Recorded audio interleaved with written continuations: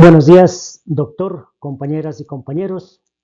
Henry Giroux, intelectual transformador y pedagogía de los límites. Nuestro grupo está conformado por Eduardo Luis Montero, Freddy Andrés Ramírez, Braulio Raúl Andrade. Hablaremos de Henry Giroux, máximo referente de la pedagogía crítica de Norteamérica. Conectó la filosofía de la Escuela de Frankfurt con el aula moderna para proponer una idea revolucionaria. El docente no es un técnico, sino un intelectual transformador. Giroux tendió un puente directo entre Europa y el sistema educativo occidental.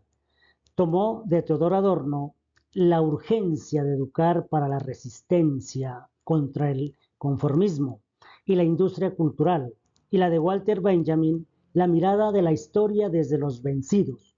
Con esto demostró que la escuela nunca es un espacio neutral, sino un terreno de lucha ideológica y política. Henry Giroux denuncia cómo las reformas del capitalismo neoliberal intentan convertir a las escuelas en empresas y a los alumnos en consumidores. Así el profesor se le sitúa a la condición de un simple técnico, a un empleado que solo aplica contenidos estandarizados y guías diseñadas por externos, despojándolo de su capacidad de pensar. Pero Giroux propone la noción del docente como intelectual transformador, lo cual implica que el docente es un creador de conocimiento pedagógico, adaptado a su realidad, que es un ser ético y político, que decide qué visualizar en clase y también que tiene la responsabilidad de formar ciudadanos críticos, no mano de obra sumisa para el mercado. Para este pensador, las escuelas poseen un margen de autonomía importante. No son simples lugares de reproducción del sistema, sino centros públicos democráticos. El aula es un espacio donde se combina la crítica rigurosa del presente con un lenguaje de esperanza práctica para construir alternativas de justicia social. Aquí surge esta pregunta. Frente a la proliferación del consumo masivo, las redes sociales y el modelo educativo neoliberal son la cultura popular y las aulas de clase espacios reales de resistencia emancipadora o se han convertido en meras herramientas de reproducción y control social.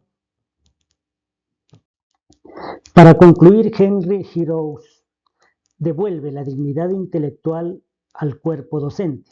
Nos enseña que enseñar es un acto de valentía política y que los maestros son los verdaderos garantes de una ciudadanía libre, crítica y democrática. Muchas gracias, bendiciones. Pedagogía de los límites. Entendamos el concepto de pedagogía de los límites como un enfoque educativo y político que busca que los estudiantes crucen fronteras culturales, raciales, de género, políticas, buscando cuestionar las relaciones del poder y buscando superar desigualdades, construyendo identidades propias de diferentes a esos discursos dominantes que siempre se están dando en los procesos de educación. Ahora, cuando cruzamos los límites hablamos de que la pedagogía nos brinda espacios o abre espacios que nos permitan encontrar unas experiencias y unos significados diferentes. Este proceso se lleva a cabo en 4 elementos: reconocimiento, diálogo, cuestionamiento y transformación. En cuanto al reconocimiento, busca identificar desigualdades y relaciones del poder. Cuando hablamos de diálogo, pretende poner en encuentro distintas perspectivas desde los distintos puntos de vista.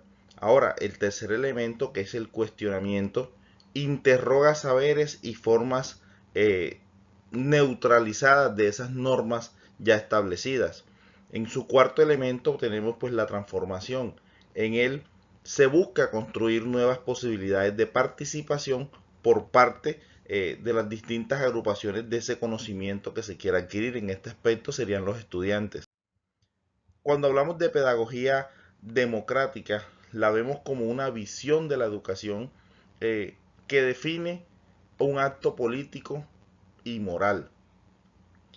Busca pues que en el aula se convierta un espacio de voz y de deliberación y de participación de esos estudiantes. En este aspecto pues lo ideal sería que el estudiante tenga una voz y una capacidad de intervenir en la construcción de su propio conocimiento y en donde se debaten cuatro momentos: un momento de participación, un momento de diálogo, un momento de diferencia y un momento de acción.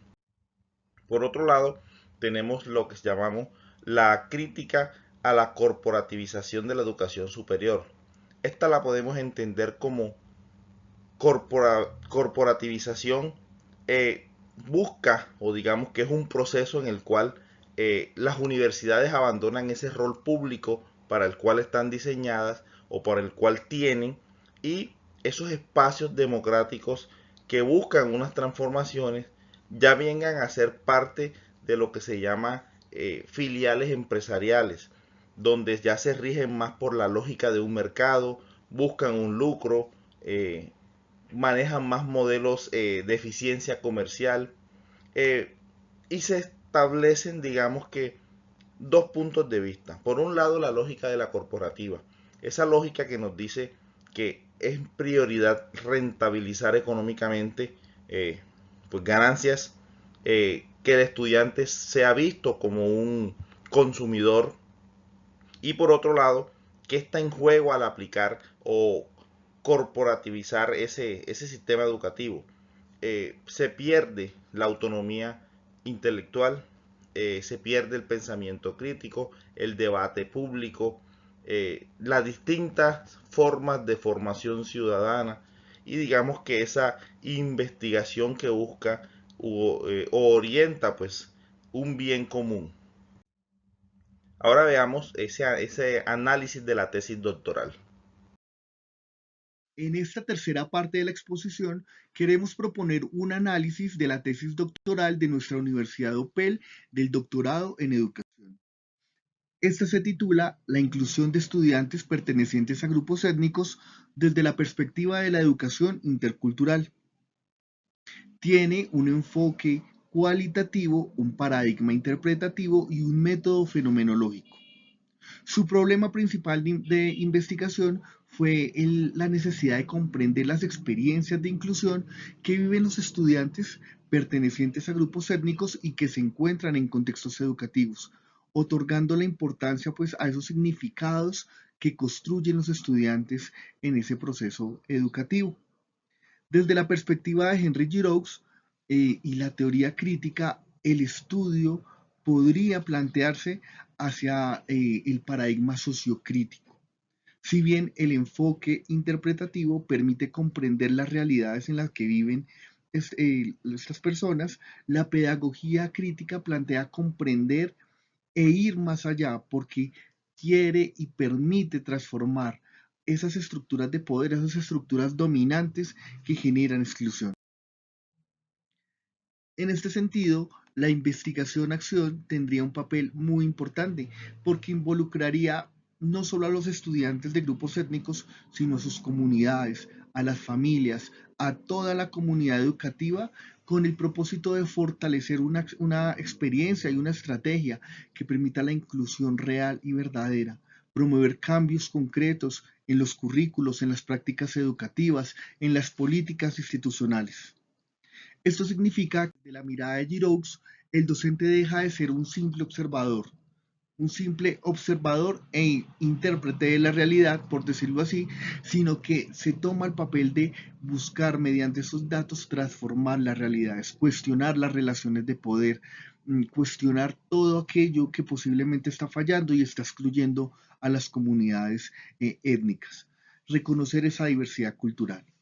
En conclusión, podríamos decir que mientras que el paradigma interpretativo busca comprender la realidad, El paradigma sociocrítico propone comprenderla para transformarla mediante la participación activa de quienes están allí y hacen parte de esas comunidades.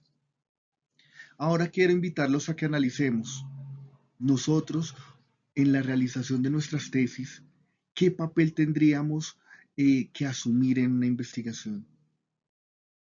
¿Se debe limitar a comprender e interpretar la realidad escolar o se tiene la responsabilidad ética de intervenir para transformar esas realidades? Así esto implique cuestionar los poderes existentes y ese status quo reinante. Muchas gracias.